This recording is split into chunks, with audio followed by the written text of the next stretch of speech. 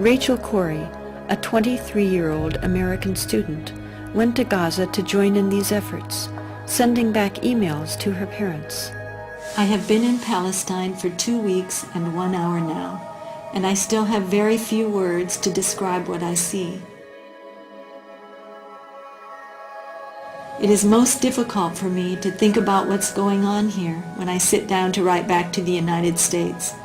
Something about the virtual portal into luxury. I don't know if many of the children here have ever existed without tank shell holes in their walls, and the towers of an occupying army surveying them constantly from the near horizons. I think, although I'm not entirely sure, that even the smallest of these children understand that life is not like this everywhere. It was Sunday afternoon in Charlotte, about noon actually, and I received a phone call, and my son-in-law, Kelly, was on the phone, and he asked if Craig was there. And something about the way he asked made me realize, I felt right away that something was wrong. And then I asked, why, Kelly? And he hesitated for a minute, and he said, we've had some very sad news. And then my daughter, Sarah, I could hear her in the background, and she got on the telephone, and she said, Mom, it's Rachel. And I think the first words out of my mouth then were, is she dead?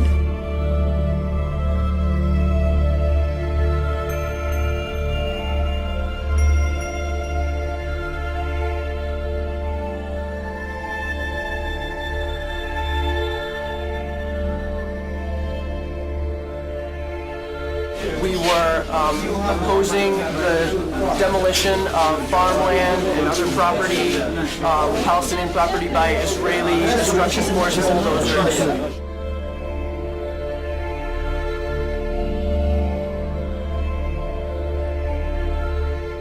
And the bulldozer drove up, and it kept going, and she tried to move back, but she couldn't move back, and she got caught underneath. She got caught underneath the bulldozer.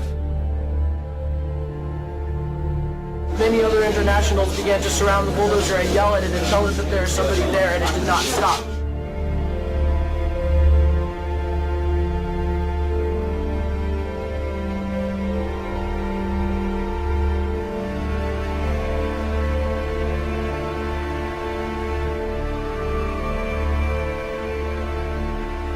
Where Rachel was killed, she was protecting a doctor's home. And that's important to realize. And the 3 children, his wife, she knew that family, and that doctor felt that Rachel was like a daughter to him. He bought that house. It was in the middle of the neighborhood. There were other rows of houses between his house and the border. Those other homes, those other streets were all destroyed, and now it was his turn. And I've had people say, well, she was in a war zone, and Cindy points out that war zone is people's neighborhoods. Those are children. I'm here for other children. I'm here because I care. I'm here because children everywhere are suffering, and because 40,000 people die each day from hunger. I'm here because those people are mostly children. We have got to understand that the poor are all around us, and we're ignoring them. We have got to understand that these deaths are preventable.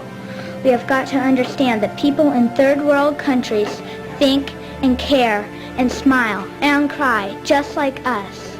We have got to understand that they are us. We are them. My dream is to stop hunger by the year 2000. My dream is to give the poor a chance. My dream is to save the 40,000 people who die each day.